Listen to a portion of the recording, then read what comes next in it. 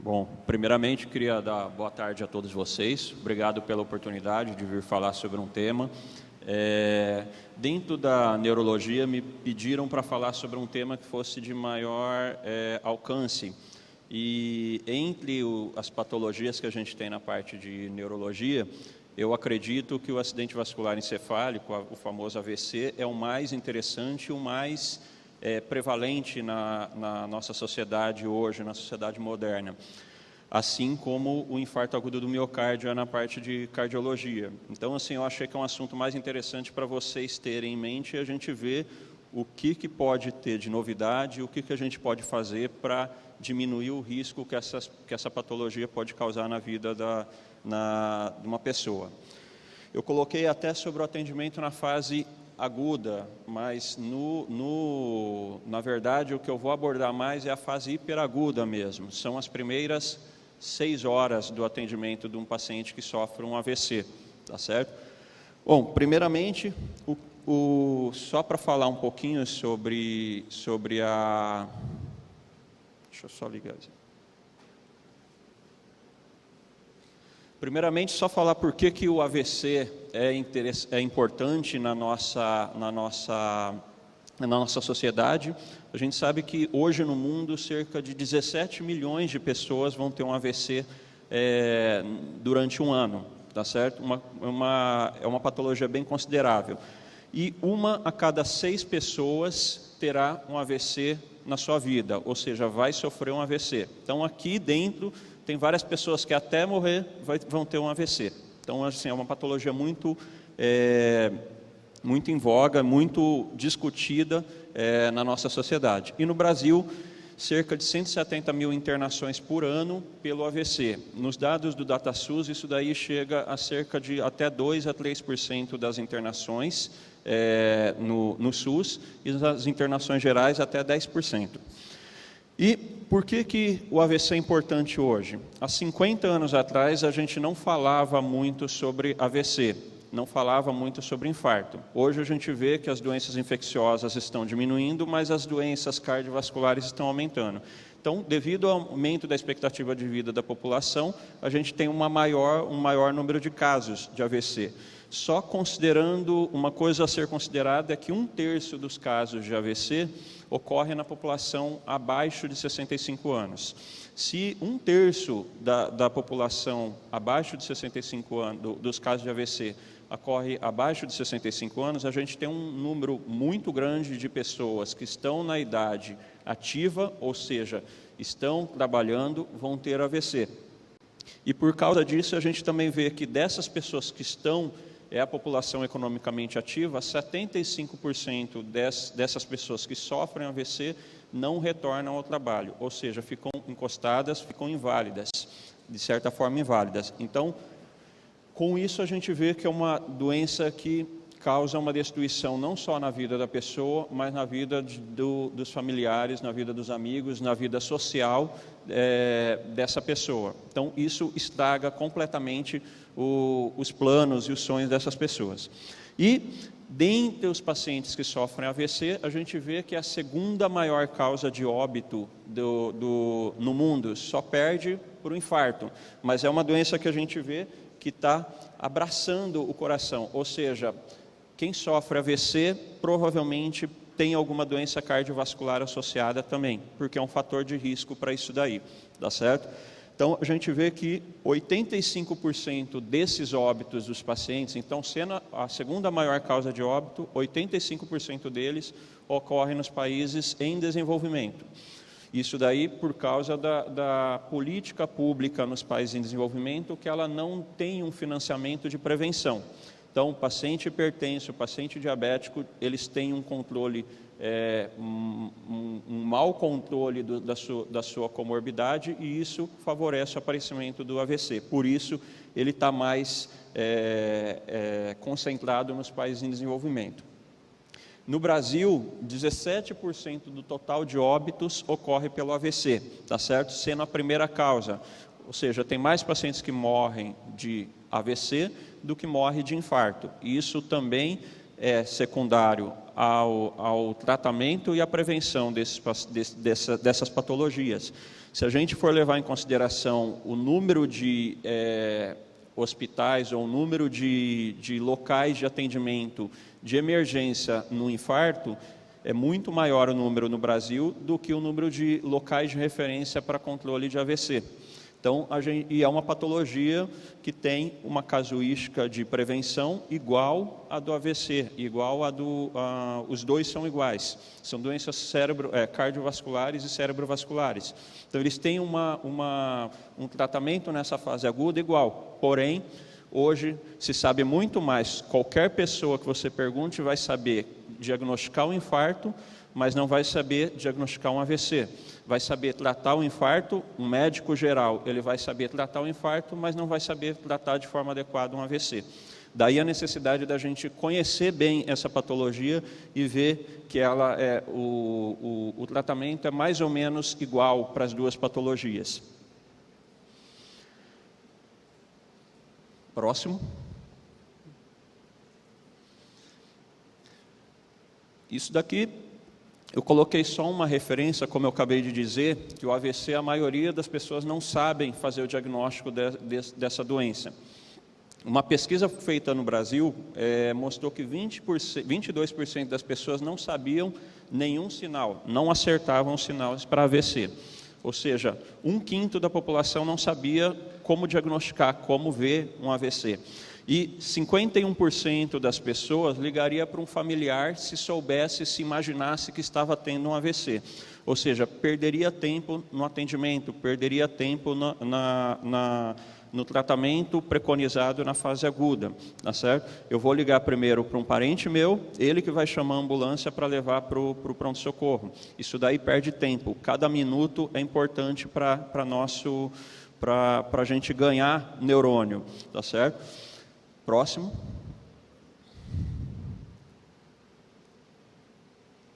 Próximo.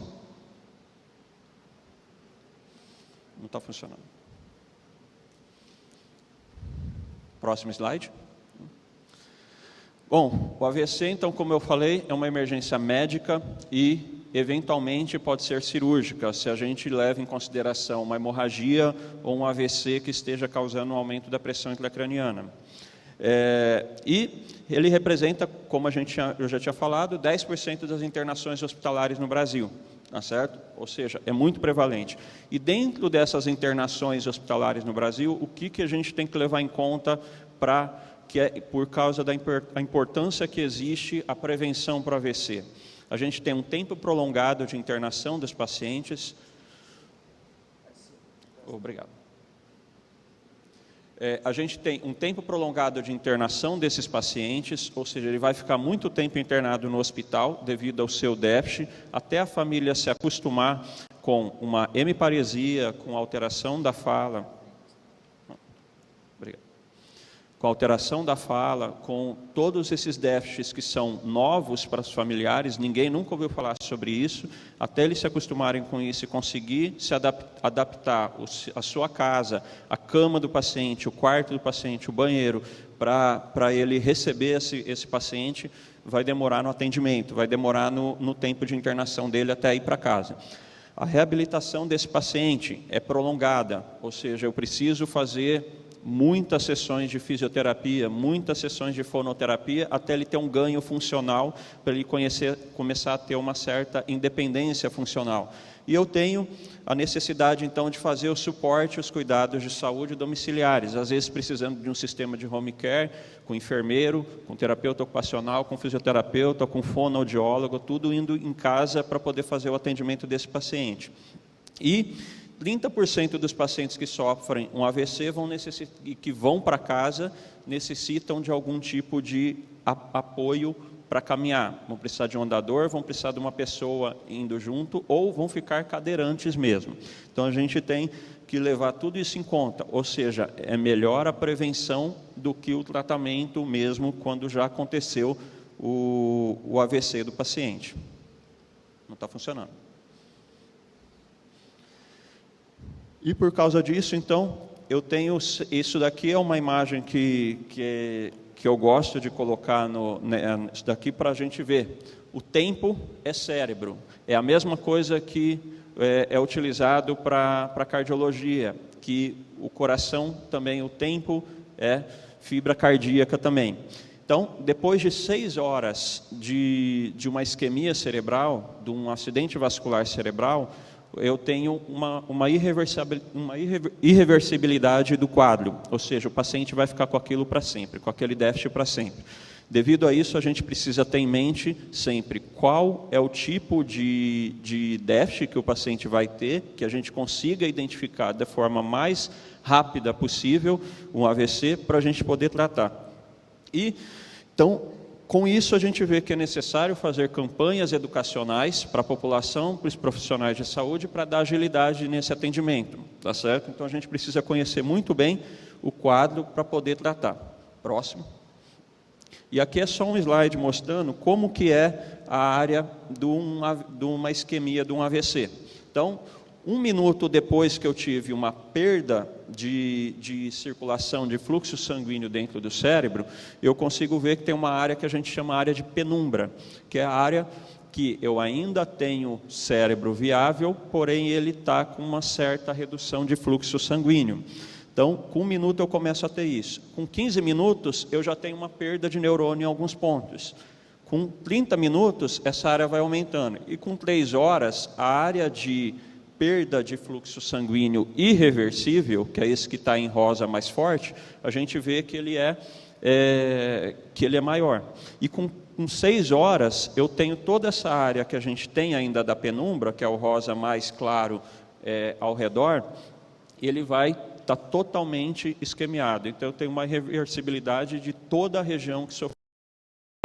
Então, só para mostrar para vocês que quanto mais tempo eu passo, maior a chance de esse quadro ser irreversível. Por isso que o tratamento na fase aguda, eu posso fazer com que o paciente ganhe novamente essa área de penumbra, essa área que eu ainda posso ter o neurônio viável e que ele está apenas quiescente, ele está apenas dormindo, mas eu posso voltar a ter função nessa região. Próximo. Como que é montado a estrutura de atendimento de um paciente, um centro de referência em AVC?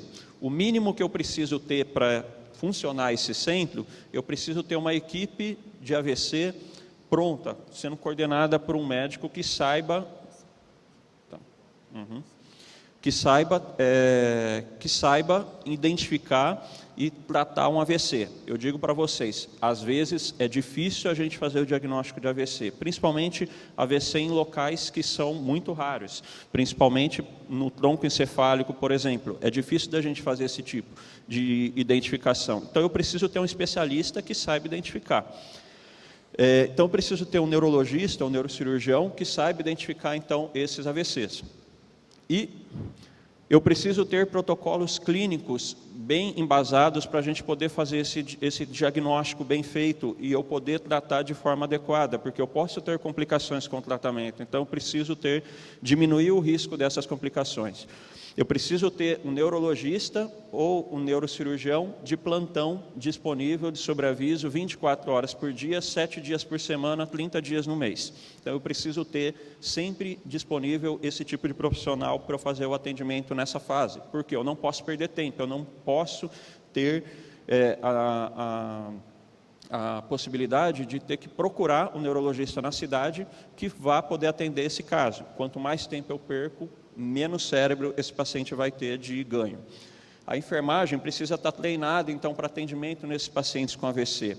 Eu preciso ter uma sala de emergência com monitorização cardiovascular e respiratória para esse paciente. Uma unidade de terapia intensiva com leito disponível para receber esse paciente após a realização do tratamento nessa fase. Laboratório funcionando 24 horas por dia e de maneira rápida, porque eu vou ter que fazer esses exames nas primeiras horas. Em 15 minutos a meia hora, eu preciso ter o resultado dos exames que acabou de colher. Então, eu preciso ter um laboratório eficiente. A disponibilidade de tomografia computadorizada e uma equipe de neurocirurgia para operar esse paciente na eventual complicação hemorrágica do tratamento da isquemia. Eu preciso ter banco de sangue, se eu precisar operar esse paciente. E ultrassom vascular extracraniano, se possível, isso não é uma obrigatoriedade, e um sistema de ecocardiografia transtorácica, para eu poder fazer o diagnóstico da causa do AVC. E outra estrutura mais especializada que a gente precisa ter, ainda não.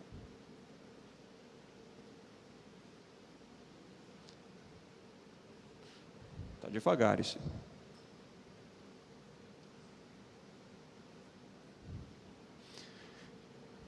E outra equipe que eu preciso ter qualificada, eu preciso ter às vezes uma estrutura mais complexa ainda, tá certo? Que eu possa ter, por exemplo, um sistema de telemedicina para outros hospitais, para fazer a identificação desse paciente em hospitais da região, por exemplo, e eles conseguirem um transporte mais rápido até o serviço que vai poder fazer o tratamento desse paciente.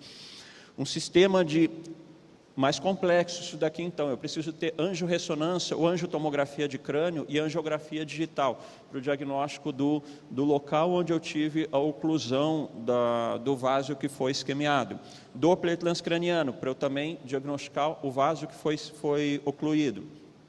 Eu posso ter a ressonância magnética com difusão e perfusão, que é utilizado no protocolo na fase aguda também, para eu poder saber qual tipo se eu tenho mesmo uma difusão, que às vezes na tomografia eu não consigo identificar sinais dessa isquemia. Se ela for muito precoce, se for nas primeiras horas, eu posso não identificar nenhum tipo de alteração numa tomografia. E já na difusão, por exemplo, nas primeiras horas já aparecem essas alterações. Então eu posso confirmar um diagnóstico de um AVC. A presença de um neuroradiologista intervencionista também de plantão, se eu precisar fazer a trombólise intraarterial ou a trombólise mecânica, desse caso que a gente vai ver daqui a pouquinho. E uma unidade de AVC agudo, ou seja, uma UTI só para paciente com AVC. Tá certo? Isso é o ideal de um centro de referência. Então, assim, existe uma série de dificuldades para a gente ter montado esse tipo de hospital, esse tipo de centro hospitalar, num local que consiga atender esses pacientes. Isso é normal em grandes centros urbanos, porém numa cidade menor é difícil. Por exemplo, é difícil da gente ter um neurologista disponível 24 horas por dia, 30 dias por mês, para poder fazer esse protocolo. Eu não sei quando vai chegar um paciente com AVC para mim. Então a gente tem essa série de dificuldades. E o diagnóstico do AVC, como que a gente faz? É um déficit neurológico de início súbito e persistente, e é focal. Eu consigo identificar isso no exame físico do paciente, no exame neurológico.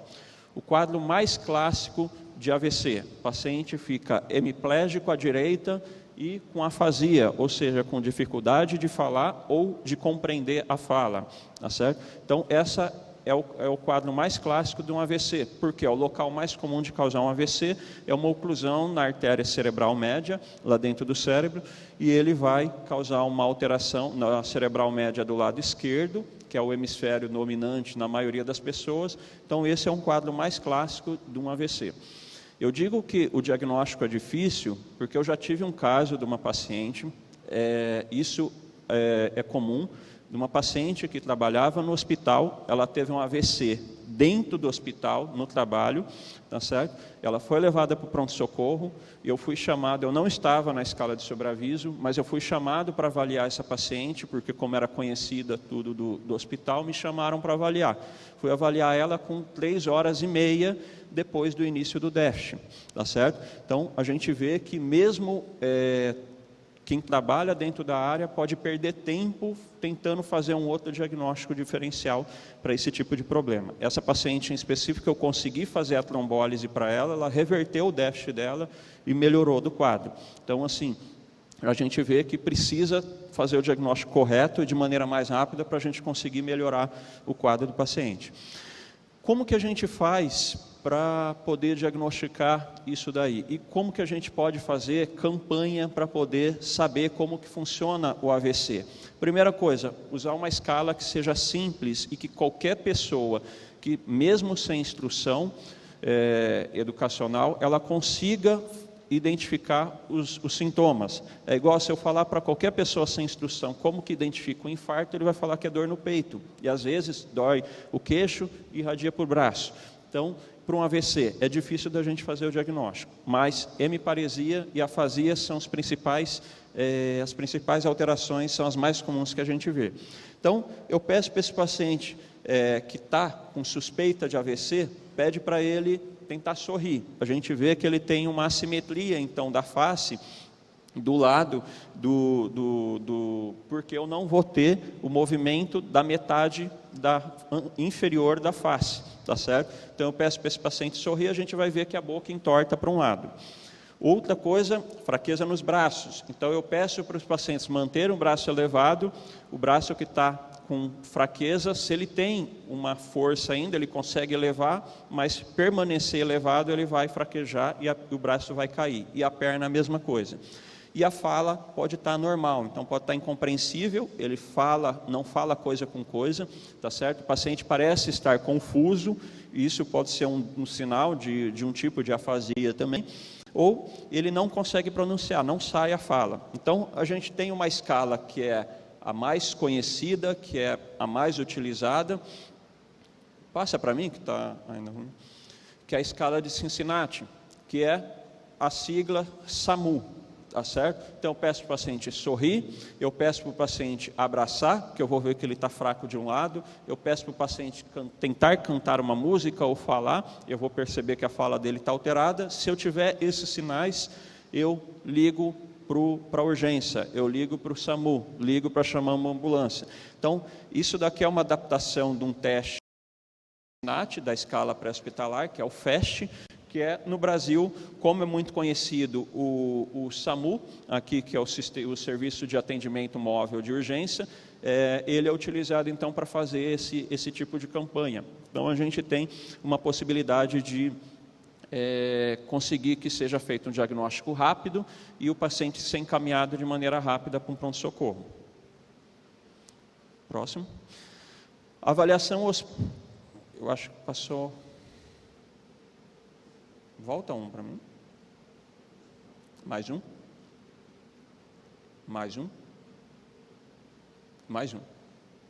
eu esqueci, só passou isso daqui. Só para falar, para eu abordar então a parte de atendimento para esse paciente, uma pesquisa feita também mostrou como que é o tempo ideal para eu tratar um paciente com AVC, tá certo? Numa emergência. Nas pesquisas que a gente tem de atendimento dos pacientes de emergência de AVC, eles demoram em média 60 minutos para chegar no pronto-socorro, entre a ligação para o SAMU, a ligação para a emergência e o paciente conseguir ser transportado até uma sala de emergência. Da admissão dele até a evolução médica, isso não deve passar de 10 minutos, ou seja, para eu conseguir fazer o diagnóstico clínico de um AVC. Da admissão dele na porta do pronto-socorro até ele realizar a tomografia, 25 minutos. Na realização e interpretação dessa tomografia, 45 minutos. A admissão até o início do tratamento, então, do uso do RTPA, 60 minutos. E da admissão até estar no leito, na UTI monitorizado, 3 horas. Isso é ideal para todo o serviço de AVC.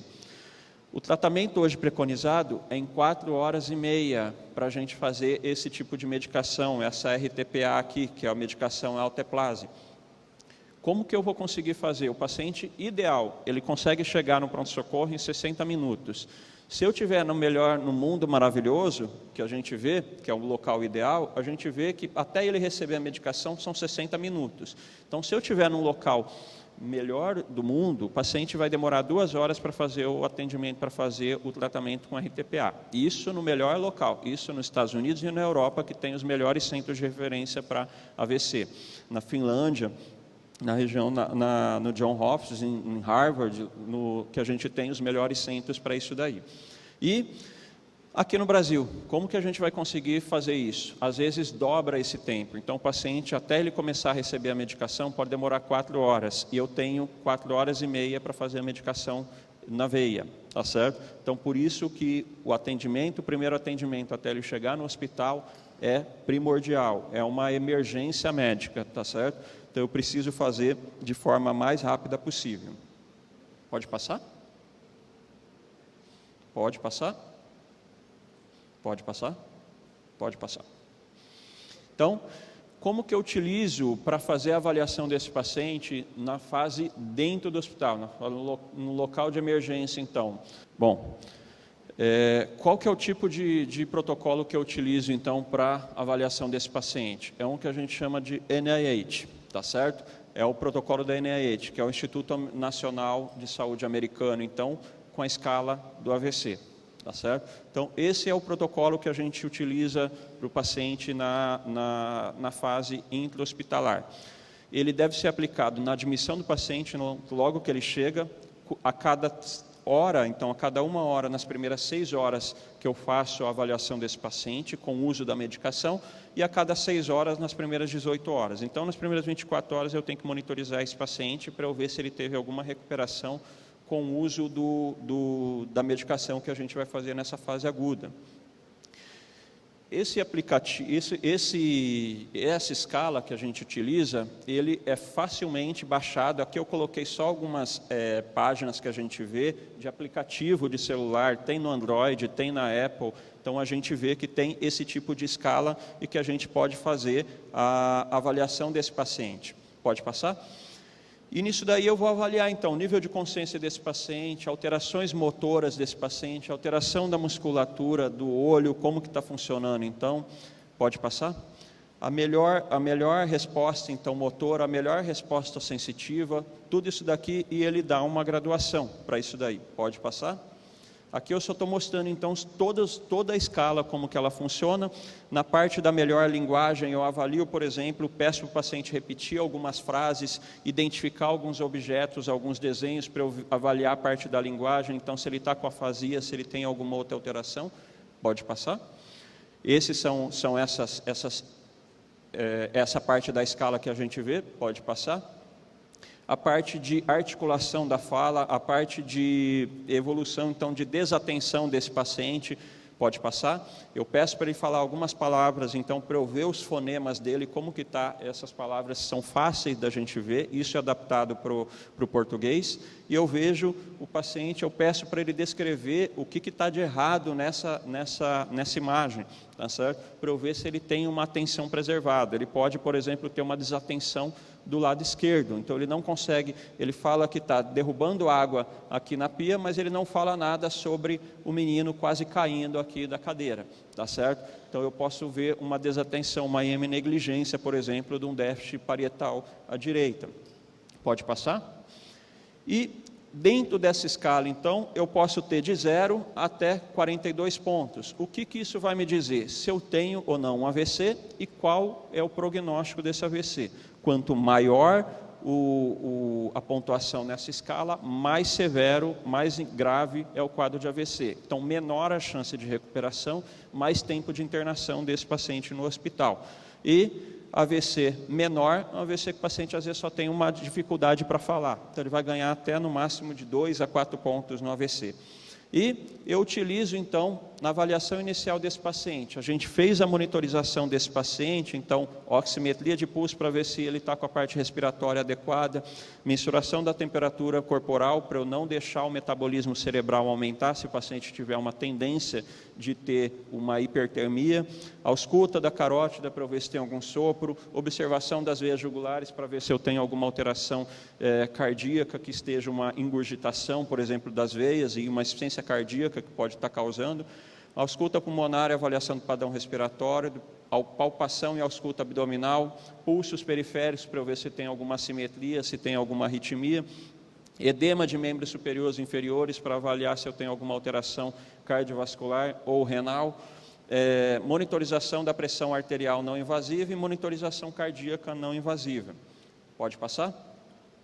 Tudo isso daí nos primeiros momentos. E aí eu vou fazer os exames, então, complementares.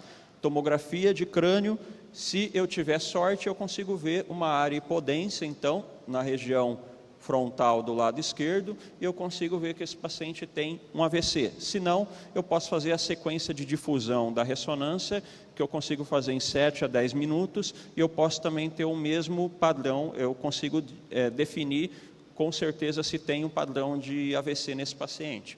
O raio-x, glicemia capilar, eletrocardiograma, hemograma completo, tudo isso daí para eu avaliar se o paciente tem outra causa para uma suspeita de AVC, por exemplo, uma hipoglicemia, pode estar causando. Tempo de protrombina com RNI, então eu tenho que ver a coagulação desse paciente. Às vezes o paciente já está tomando um anticoagulante. Eu preciso avaliar, porque eu vou ver os critérios de inclusão para ele para fazer essa avaliação. Potássio e sódio, porque uma hipernatremia, uma hiponatremia pode causar uma alteração da consciência e pode suspeitar de um AVC. Uma uremia, por exemplo, alteração renal, eu posso causar também suspeita de AVC. E paciente com enzima cardíaca, o infarto agudo do miocárdio, é muito comum ter paciente com AVC secundário ao infarto agudo do miocárdio. Então, eu tenho que fazer todos esses exames. Pode passar? E aqui, então, só para mostrar alguns sinais que a gente pode ver, por exemplo, na tomografia, é um sinal que a gente vê a artéria cerebral média, por exemplo, aqui ela está mais hiperdensa, está mais branca na tomografia. Isso significa uma perda de fluxo na tomografia, e isso é um sinal indireto de que pode ter um AVC nesse paciente. Se eu for ver toda a tomografia, eu não vejo a área de hipodensidade de um paciente com AVC. Se eu for repetir essa tomografia daqui 24 horas, eu vou ver essa hipodensidade. Mas isso daqui já é um sinal indireto de que eu não tenho fluxo na artéria cerebral média. E aqui o exame de difusão, num paciente que tinha uma tomografia normal, e eu não tenho, e a difusão mostrou que eu não tenho fluxo. Então ele brilha, ele tem uma hiperintensidade nessa região do AVC. Pode passar? Aqui é um gráfico, então, de um estudo que eles fizeram, e eles colocaram que quanto maior a oclusão da artéria, então, se é num nível mais proximal, pega mais tecido cerebral, eu tenho uma evolução funcional pior. Esse paciente ele vai ter um déficit pior.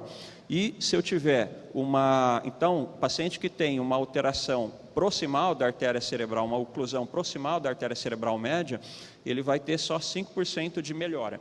E o paciente com uma artéria lentícula estriada, que são pequenas arteríolas no cérebro, ele vai ter quase 70% de melhora, esses pacientes vão ter, então de recuperação funcional. Então, tudo isso daí vai definir o meu diagnóstico e o meu prognóstico para esse paciente. Pode passar? E aí o que eu faço então para esse paciente? Se o paciente chegou nas primeiras 4 horas e meia e eu consegui diagnosticar então um AVC, eu vou fazer o quê? Eu vou tratar esse paciente com trombólise intravenosa com o RTPA, que é a medicação utilizada aqui, em até 4 horas e meia então do início dos sintomas. O paciente acordou com déficit, eu considero o último horário que ele tinha déficit na hora que ele foi dormir. Então eu tenho que fazer todos os exames, faça a tomografia ou a ressonância, e o paciente com idade maior que 18 anos. E consentimento dos familiares para fazer a avaliação. E existem alguns critérios para excluir esse paciente, principalmente, como eu falei, o paciente que está fazendo anticoagulação, ele já tem uma arritmia cardíaca e ele tem que fazer o tratamento. Se o RNI dele estiver acima de 1,7, eu tenho que excluir ele da trombólise intravenosa. Se o paciente está... se ele já teve algum trauma crânioencefálico grave nos últimos meses, fez alguma cirurgia abdominal, por exemplo, torácica grande nos últimos meses, eu tenho que excluir esse paciente de fazer a trombólise. E se ele tiver com a pressão arterial sistólica maior que 185, a diastólica maior que 110, e eu medi e tentei tratar com medicação, não melhorou, eu também excluo esse paciente. Então, existem alguns critérios de exclusão para esse paciente do nosso protocolo. Pode passar? Então, se ele tem alguma suspeita de hematúria, hemorragia no trato urinário, no trato gastrointestinal nas últimas semanas, úlcera gástrica, eu também excluo esse paciente. Paciente com evidência, então, de algum êmbolo séptico, gravidez, eu também devo excluir. E se teve algum infarto agudo do miocárdio recentemente, nos últimos 3 meses. Pode passar? E como que eu faço com esse paciente que está com alteração da pressão intra-arterial? Eu posso usar metoprolol ou esmolol, se a pressão tiver, a diastólica estiver acima de 110 ou a sistólica acima de 185, e nitroprussiato de sódio se a pressão estiver acima de 220, a sistólica, e a diastólica acima de 140. Então, são algumas coisas que eu posso utilizar para tentar colocar esse paciente dentro do protocolo, se ele só perde para a parte de pressão arterial. Pode passar? O manejo dessa pressão, então, eu tenho que ficar medindo essa pressão continuamente. Pelo protocolo, então, a gente utiliza alguns parâmetros para poder fazer o manejo dessa pressão arterial do paciente. Pode passar? E eu utilizo, então, depois da trombólise, eu tenho que fazer durante, como eu falei, nas primeiras 18 horas, eu preciso fazer a avaliação desse paciente com relação a NIH. Se esse paciente teve uma piora do NIH, conforme eu vou fazendo o RTPA, a trombólise, eu tenho que pensar que esse paciente pode ter uma piora do nível neurológico. Então, eu tenho que parar a trombólise nesse paciente. Se ele se queixar de cefaleia intensa, piora do nível de consciência ou elevação súbita da PA, eu posso estar com um quadro de hemorragia cerebral, que é a principal complicação para a trombólise. Então, eu tenho que correr com esse paciente para a tomografia para tentar diagnosticar isso de maneira mais rápida. Pode passar? Próximo. Então, eu não utilizo antiagregante plaquetário, então AS, clopidogrel, não faço anticoagulação do paciente que está utilizando anticoagulante nas primeiras 24 horas depois que eu fiz a trombólise. Só depois disso que eu vou poder fazer. Não faço cateterização venosa central, eu não faço punção arterial desse paciente, eu tenho que evitar qualquer coisa que pode ter uma hemorragia nesse paciente que pode piorar algum quadro que ele já está, de certa forma, ruim. Pode passar? Então, a rotina que a gente faz é utilizar 0,9 miligramas por quilo de RTPA, é administrado então no acesso venoso periférico, que eu não vou pegar um acesso venoso central para fazer um paciente com trombólise, tá certo?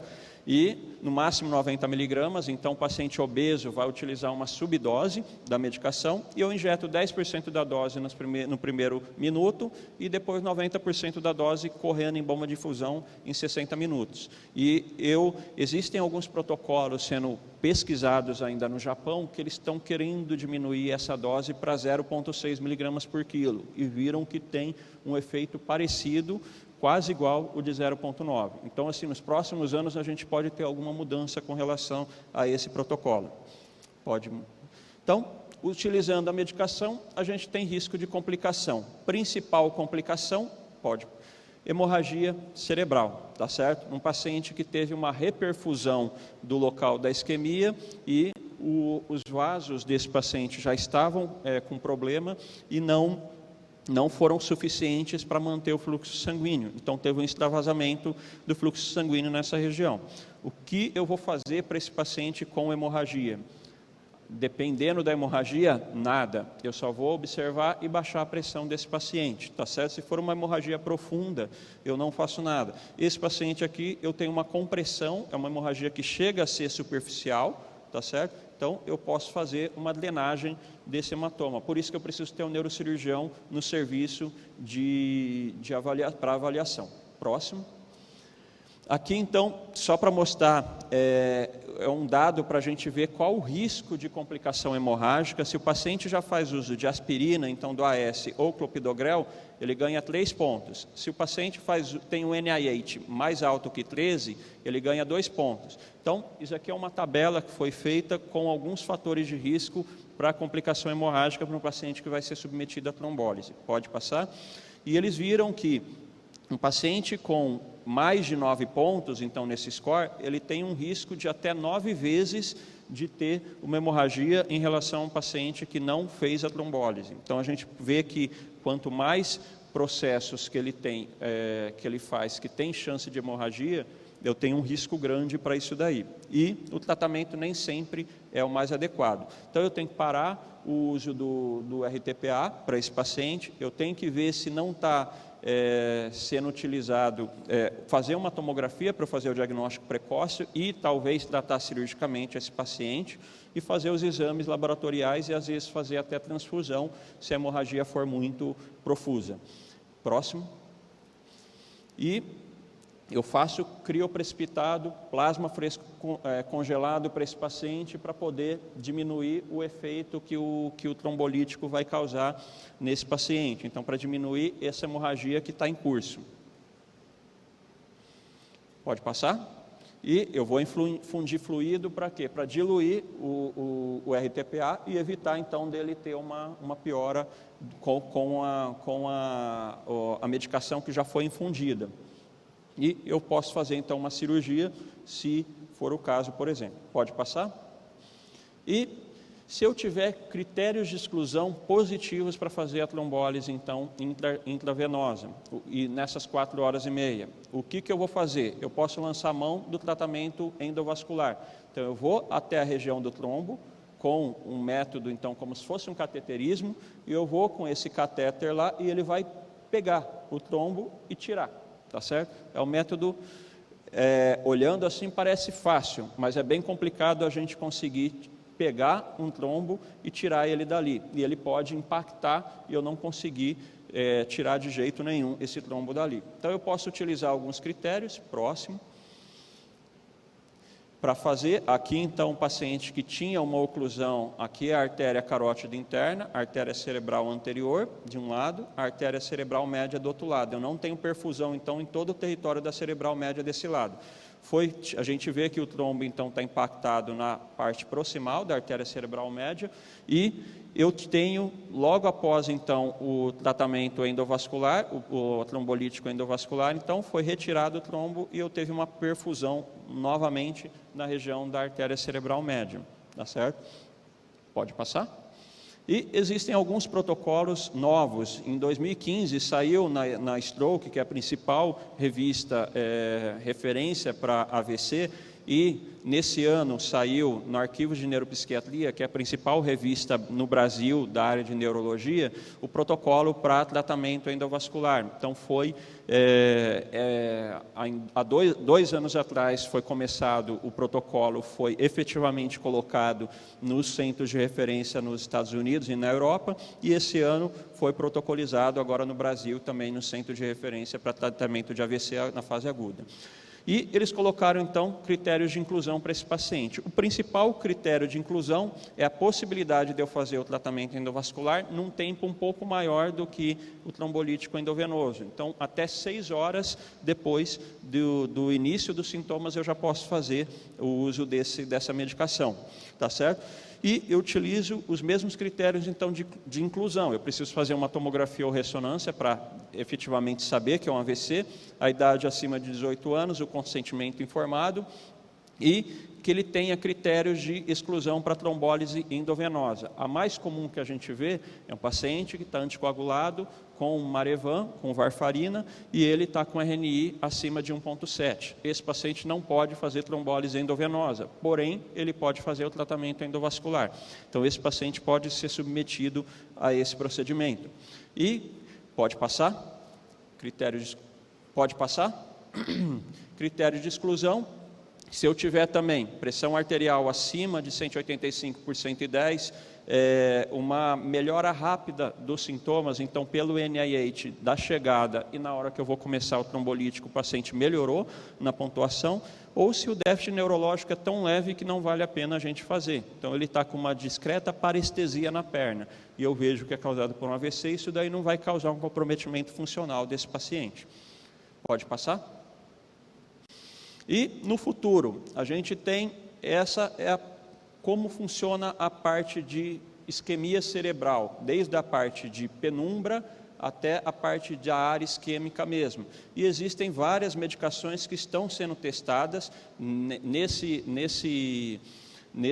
em protocolos para poder ser utilizado. O grande problema que existe com relação a isso é que a maioria das medicações funciona em estudos de fase 1 e fase 2, ou seja, no laboratório, tá certo? Quando chega nos estudos de fase 3, eles não têm uma melhora significativa nos pacientes. Então, assim, a gente tem medicações, mas esse é um artigo recente, mostra que tem que ser utilizada no futuro.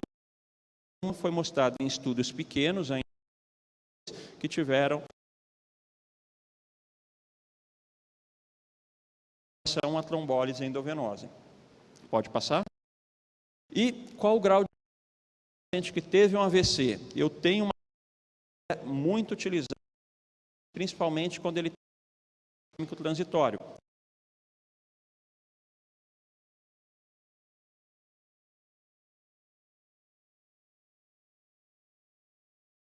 Do déficit. Isso daí costuma acontecer em 15 minutos, 1 hora, no máximo em 2 horas, mas pela classificação, um acidente isquêmico transitório é como se fosse um AVC, eu tive uma área de isquemia, mas que reverteu os déficits em até 24 horas.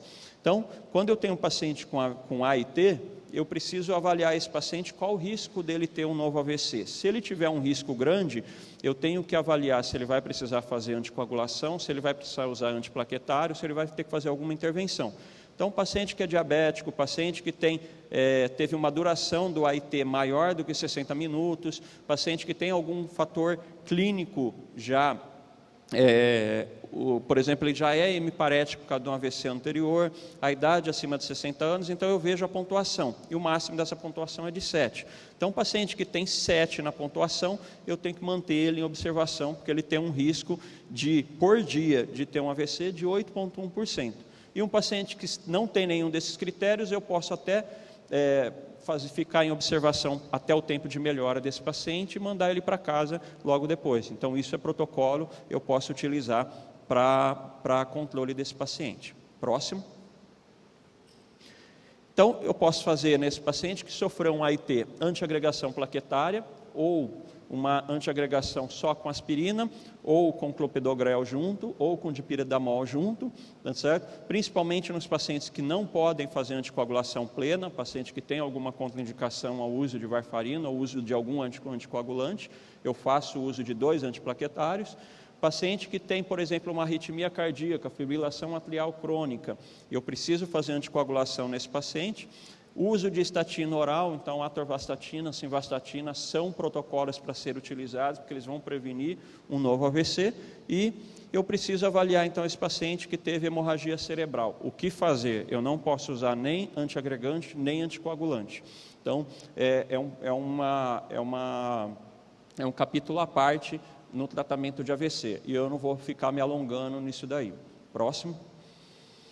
Então, resumindo, a gente precisa divulgar de maneira global esse tratamento, esse diagnóstico do AVC.